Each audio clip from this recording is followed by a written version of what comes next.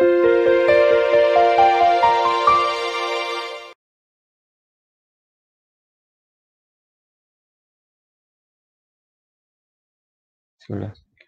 Assalamualaikum warahmatullahi wabarakatuh. Salam sejahtera kepada para audiens, guru-guru serta murid-murid sekalian, apa khabar? Harap semua berada dalam keadaan yang sihat sejahtera. Baik, selamat datang ke playlist Cekal BMX6. Macam biasa, saya Kabuki Teacher. Pada hari ini kita nak buat sedikit video penerangan tentang tema 9. Walaupun sekarang ni kita sudah kembali ke sekolah, ya. Kita sudah kembali ke sekolah dan saya pasti rakan guru semua akan melaksanakan sesi pembelajaran secara bersemuka di dalam bilik darjah. Okey, di tempat saya pula, kita masih meneruskan aktiviti-aktiviti pembelajaran secara atas talian kerana kami lihat ia adalah relevan untuk dilaksanakan. Online ni kadang-kadang ada aktiviti yang mudah-mudah, ya, kita akan bagi secara online. Sebagai contoh macam aktiviti kemahiran asas kita boleh bagi secara online, tetapi kemahiran-kemahiran yang lain-lain kita akan fokus di bilik darjah. Hal ini kerana sebagaimana yang rakan-rakan semua tahu, kita pun dah tahu, kita juga telah diarahkan untuk mengikut sarana daripada pihak KPM tentang penjajaran, ya, penjajaran mata pelajaran, dan saya pasti semua rakan guru dah tengok dokumen tersebut dan saya pasti kita sudah mula untuk merangka aktiviti yang mana yang kita boleh buat di dalam bilik darjah, yang kita boleh fokuskan. Tetapi pada pihak kami, pada pihak saya sendiri, saya akan meneruskan aktiviti yang kemahiran asas, ya, dilaksanakan di rumah, tetapi dan kita akan teruskan untuk melatih murid-murid kemahiran yang lain, kemahiran tambahan, ya. Baik, kita nak lihat dahulu, ini adalah muka depan slide PowerPoint untuk Cekal BMX6. Tema kita adalah tema yang ke-9, iaitu Terokai Sains, Terajui Teknologi dan Inovasi, sesi penerangan. Pembelajaran ni untuk murid tahun 6. Okey, jadi kalau rakan cikgu semua yang menonton sesi penerangan ni, jika nak gunakan saya punya bahan, nak menggunakan saya punya idea, dipersilakan. Harap-harap ini memberi manfaat kepada rakan guru untuk meneruskan sesi pembelajaran dalam new norm ini. Baik, kita lihat dahulu apakah objektif pembelajaran. Untuk kali ini, kita menyediakan 5 objektif di mana objektif-objektif ni merangkumi SPSP berikut, iaitu yang pertama, mereka dikehendaki untuk baca petikan dengan jelas dan lancar yang merangkumi SP 2.31. Seterusnya, apabila mereka dah membaca petikan dan rakam, mereka dikehendaki menjawab soalan pemahaman berdasarkan petikan. Ia merangkumi SP 3.33.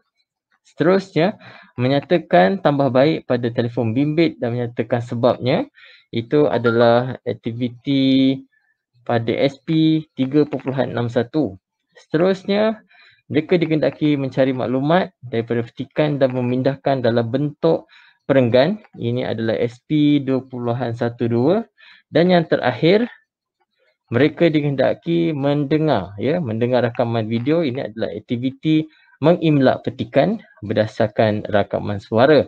Ia merangkumi SP 3.42. Baik, kalau kita tengok kat sini, 231 dan 333 kita laksanakan di rumah, ya, yang ada line internet, yang ada phone, kemudahan internet, laptop. Jadinya mereka boleh laksanakan 2 aktiviti yang atas ni di rumah. Walau bagaimanapun, untuk aktiviti yang seterusnya, 3 aktiviti yang seterusnya kita cuba laksanakan di sekolah tetapi menggunakan pendekatan blended learning, di mana kita menggunakan komputer, dan komputer tersebut akan membantu mereka untuk melaksanakan tugasan-tugasan ini. Jadinya agak relevan untuk menggunakan blended learning untuk waktu sekarang ni, ya, dia sangat membantu, ya. Baik, seterusnya kita nak melihat kepada aktiviti penerangan. Aktiviti penerangan ni murid kena menonton video ini. Seterusnya, mereka kena memahami apakah perjalanan dan apakah aktiviti yang telah saya rangka, dan kemudian apabila dah selesai menonton, maka rajin-rajinlah untuk menulis selesai serta nama murid supaya saya dapat tahu murid-murid ini dah memahami apakah kehendak dan juga arahan yang saya telah sediakan, ya. Baik, seterusnya kita nak pergi kepada aktiviti 1. Aktiviti 1, mereka kena membaca petikan secara keseluruhan. Ya, seterusnya mereka akan memilih satu petikan dan seterusnya merekod video pembacaan masing-masing. Apabila dah selesai membuat rakaman, mereka akan kongsikan video tersebut di kumpulan WhatsApp, ya. Kumpulan WhatsApp.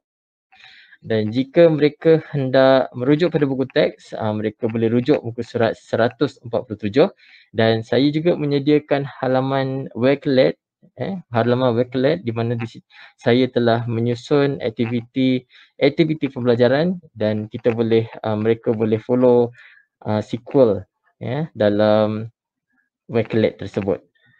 Baik, seterusnya untuk aktiviti yang kedua, murid dikehendaki membaca petikan pada muka surat 152. Okay, seterusnya apabila dah selesai membaca semua, mereka akan menjawab soalan soalan pemahaman dalam kuisis, ya. Walau bagaimanapun, ini adalah salah satu usaha. Selama ni mereka akan gunakan Google Form, tapi kali ni kita guna kuisis. Ini dah kali keberapa kita pakai. Nampaknya menunjukkan menunjukkan respon yang memberangsangkan daripada pihak murid. Jadinya tak salah kita teruskan, ya, untuk menggunakan teknologi yang lebih menarik, ya. Sebab bila mereka seronok, mereka akan lebih memotivasi. Bila mereka bermotivasi, dia akan menarik minat murid untuk belajar dan akhirnya kita dapat mencapai apa yang kita kehendaki. Contohnya macam kita nak mereka menguasai kemahiran dalam pembelajaran bahasa Melayu ataupun nak melihat dari aspek pencapaian mereka dari aspek grade. Jadinya apabila mereka dah bermotivasi, insya-Allah ketiga-tiga perkara tersebut boleh dicapai oleh mereka. Seterusnya untuk aktiviti yang ketiga, apa yang mereka perlu lakukan? Mereka perlu mencari maklumat daripada pelbagai sumber. Seterusnya, mereka dikehendaki menyatakan satu tambah baik pada telefon bimbit dan menyatakan sebabnya. Mereka perlu menulis cadangan ini, di bahagian Padlet. Baik, dalam aktiviti ini, saya memberi contoh sebagai contoh,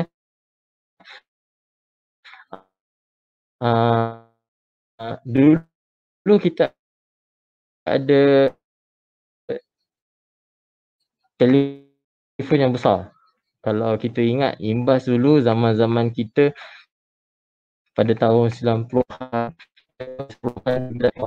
telefon besar tu yang tak ada button, just clean saja. Okey. Touchscreen. Okey, sekarang ni yang baru-baru ni Nokia dah ada yang flip macam itu dan ada juga yang dah flip begini.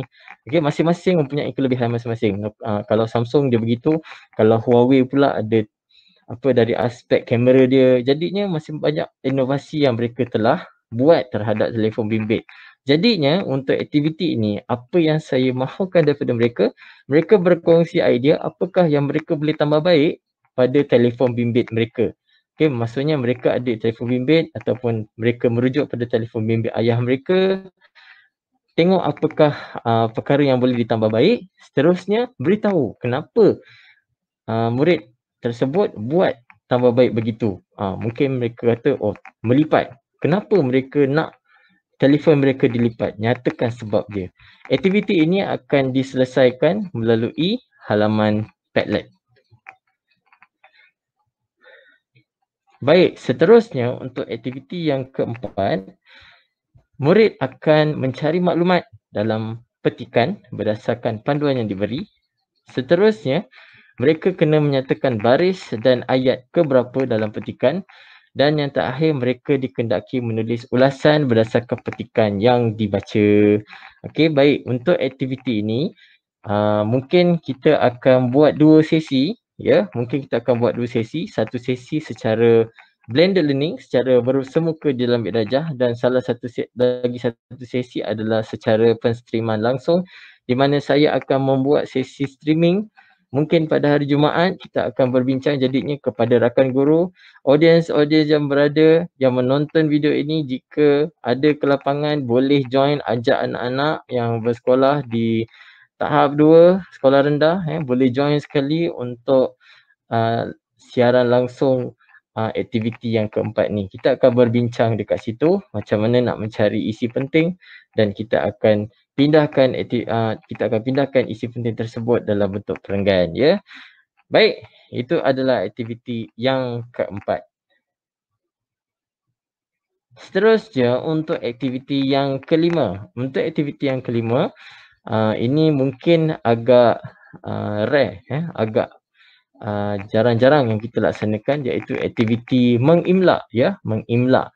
Okey, murid akan mendengar rakaman suara guru, ya, akan mendengar rakaman suara guru membaca petikan. Okey, daripada petikan tersebut, murid akan menulis semula rakaman yang telah didengari berdasarkan rakaman audio. Baik, normally kita akan berdiri di hadapan kelas dan kita akan membacakan petikan itu secara keseluruhan. Baik, untuk kali ini disebabkan kita dah naik sekolah dan kita pun maksudnya PKP tu masih ada, tetapi budak-budak ni dah kembali sekolah. Yang kembali ke sekolah pun budak tahap 2, tahun 5 dan tahun 6. Jadinya saya mengubah sedikit rakaman video, rakaman suara. Saya akan merakam suara dan saya akan mainkan rakaman suara tersebut. Jadinya yang akan berfungsi adalah rakaman suara, dan jika mereka ada masalah, saya akan menggunakan suara saya sendiri untuk menjelaskan rakaman suara tersebut, ya. Jika dulu normally saya akan membaca sampai daripada awal sampai habis, kalau 4 perenggan sampai hilang suara. Tetapi kali ini insya-Allah lebih mudah sebab kita ada menggunakan rakaman suara, ya. Dan insya-Allah aktiviti ni kita disebabkan baru naik sekolah, saya bercadang tidak menggunakan Google Form. Sebenarnya saya sediakan halaman Google Form dekat Backlet. Okey, tapi disebabkan baru naik sekolah, jadinya saya harap mereka semua ni tangan dah warm up semua, dah lembut semua. Ya, sebab dah 4 bulan asyik buat aktiviti guna phone, tangan pun dah macam gini. So why not untuk kali ini beri mereka peluang untuk memegang pensel dan menulis semula. Tulis semula je, okey. Baik, itu adalah untuk aktiviti yang kelima. Baik, kita lihat kepada aktiviti refleksi. Aktiviti refleksi, kita akan minta murid-murid ini menulis refleksi sepanjang pembelajaran mereka. Untuk kali ini, disebabkan kita akan menggunakan pendekatan blended learning dan juga blended learning synchronous dan asynchronous. Kenapa synchronous dan asynchronous? Sebab synchronous dia berlaku di dalam bilik darjah serentak, dan asynchronous juga berlaku sebab mereka akan belajar di rumah, ya. Mereka akan belajar di rumah. Benda yang ini juga mereka akan buat di rumah, dan perkara itu bila kita dapat integrate dua-dua, insya-Allah tugasan ini dapat dilaksanakan dengan jayanya, ya. Jadinya mereka akan buat refleksi. Refleksi tersebut akan diletakkan di bahagian Padlet, ya. Jadi maksudnya diorang nak memberi refleksi tu mereka kena tulis kat Padlet. Okey, seterusnya itu pada pihak murid. Pada pihak saya pula, saya akan mengulas aktiviti dan hasil kerja mereka sepanjang tema 9 ini berlangsung, dan apabila selesai aktiviti refleksi ini, saya akan muat naik video tersebut di halaman YouTube, ya, supaya kita dapat berkongsi bersama-sama. Rakan-rakan guru juga boleh menjana idea untuk melaksanakan PDPC yang lebih hebat daripada saya, ya. Baik, ini adalah senarai nama murid yang terlibat. Okey, sebenarnya ada 5 tugasan tapi ada 4 saja. Saya akan tambah baik. Ini adalah anak murid saya 8 orang. dan diharap ada penambahan tambah baik ataupun peningkatan dari aspek penyertaan murid untuk setiap aktiviti yang disediakan. Baik, tuan-tuan dan puan-puan sekalian, tadi kita dah lihat slide slide sesi penerangan bagi tema yang ke-9, Bahasa Melayu tahun 6. Jadinya tuan-tuan dan puan-puan, apa yang kita boleh lihat di situ, walaupun saya menyediakan aktiviti untuk 1 minggu tersebut, kalau tuan-tuan dan puan-puan semua lihat, saya buat aktiviti tu untuk 1 minggu. Okey, jadinya walaupun saya buat 1 minggu, kita ada juga aktiviti yang kita buat dalam bilik darjah. Okey. Dan juga ada juga aktiviti yang kita buat di rumah. Okey, mereka saling melengkapi. Mungkin kita ada 5 aktiviti. Jika sebelum ni MCO kita akan buat 5 hari, 5 hari itu mereka akan diberi tugasan. Tetapi mungkin dan apa yang saya ramalkan, apa yang saya jangkakan selepas MCO ini, okey, walaupun ada 5 tetapi disebabkan 2 tugasan tersebut dah boleh laksana di rumah, mereka boleh run, dan 3 aktiviti tu boleh dilaksanakan di sekolah. Ia bergantung kepada rakan guru macam mana hendak menyusun. Contohnya macam kita dah ada baki 3 aktiviti yang kita nak laksana kat sekolah. So macam mana kita nak mengembangkan aktiviti tersebut, sebab kita kena ingat kita dah mula menggunakan penjajaran baru. Jadinya saya berpegang kepada bila kita nak menilai murid tu, dia bersifat terbuka. Dia bersifat terbuka. Maksudnya kalau cikgu ada satu hari tu nak fokus pada menulis, why not cikgu tambah integrate dengan kemahiran yang lain, kemahiran membaca ke, kemahiran membentang ke. So dekat situ kita dah ada 3 aktiviti, 3 kemahiran yang kita terapkan kepada mereka, dan 3 aktiviti tu kalau cikgu dapat kenal pasti SP dia mana, cikgu dah boleh menilai mereka. Itu yang saya selalu buat dalam kelas saya. Sebelum MCO, saya suka merentas-rentaskan kemahiran mereka berdasarkan SP supaya kita tidak lagi kita tak lagi fokus satu hari satu saja SP nak dicapai, tak. Sebab salah satu sebabnya adalah kita dah ada data, kita dah ada track record anak murid kita. Sebab everything yang kita nak buat benda-benda ni, one of them kita kena analisis anak murid kita. Okey, anak murid kita ni macam mana. Dan bila kita nak guna teknologi, kita jangan lupa kompetensi murid ini. Okey, kompetensi murid ini. Kalau kita track data sebelumnya, kita akan tengok pada murid dia, murid macam mana, apa grade dia, lepas tu berapa markah, macam mana dalam bilik darjah. Tetapi bila kita deal dengan teknologi, salah satu benda yang kita kena ingat, kita kena tahu kompetensi anak murid terhadap ICT. Adakah mereka ni selalu pakai? Adakah mereka ini tak selalu pakai? Soalan itu bergantung pada rakan guru untuk mentaksir pengajaran kita. Sebab apa yang saya nampak, jika mereka kerap pakai, secara tidak langsung mereka dah ada kemahiran, dan bila dah ada kemahiran, mereka akan mudah untuk laksanakan aktiviti berasaskan ICT di luar bilik darjah. Apa-apa pun kita kena kenal pasti anak murid kita. Seterusnya dari aspek planning. Dari aspek planning pun penting juga. Macam mana kita nak susun hari ni nak pakai apa, and then apa huraian dia. Lepas tu teknologi dia macam mana, sesuai tak, mudah nak pakai. Kadang-kadang kita tersalah pilih, murid-murid bila tersalah pilih menggunakan teknologi, dia lebih susah. So murid-murid ni akan terus down. Teknologi ni dia punya saya tengok daripada pemerhatian saya, dia satu trait dia. Kalau teknologi ni kalau kita guna elok, mudah, dia akan motivate budak.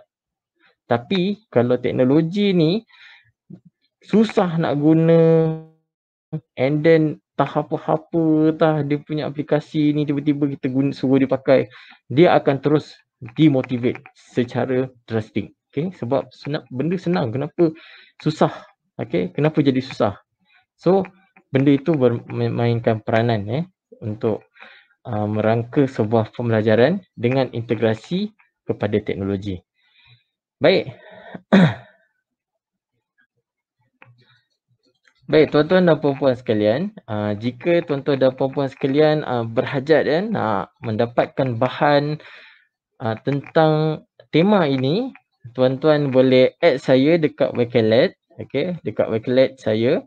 Okey, cikgu-cikgu boleh cari dekat Wikilead, add Kabuki Teacher. Dekat sini saya sediakan ada beberapa bahan pembelajaran yang paling terkini adalah yang inilah, Cekal BMX 6, Teroka E-Science, Teroka E-Teknologi dan Inovasi.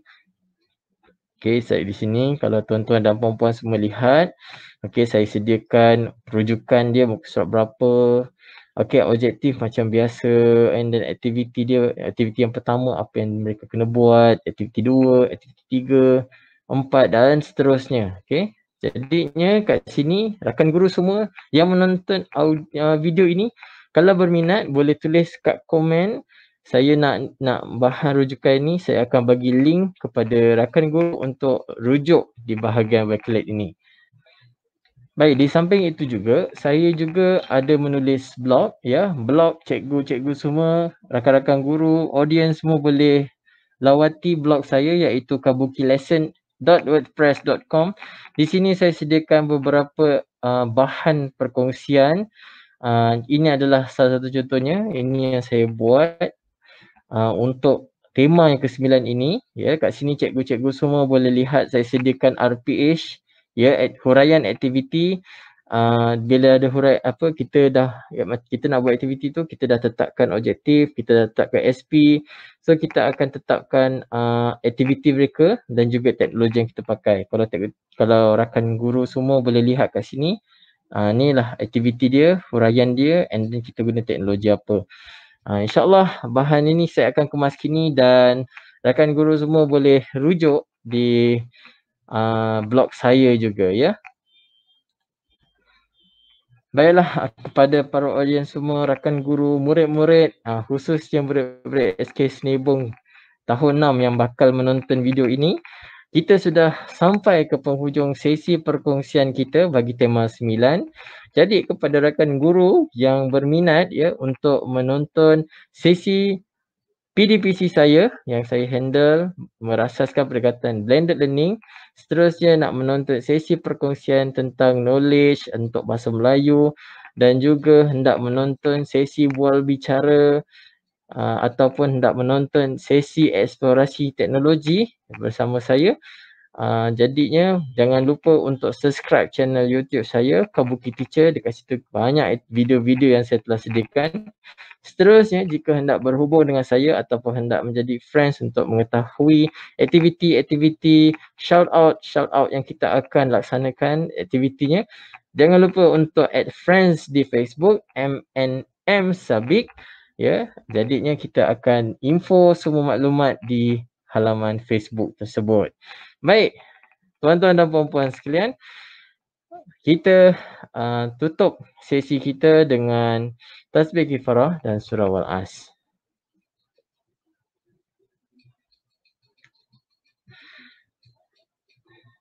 Baik, sekian, terima kasih. Ini adalah playlist Cekal BMX 6. Saya Kabuki Teacher. Kita akan berjumpa lagi dalam video yang akan datang. Assalamualaikum warahmatullahi wabarakatuh.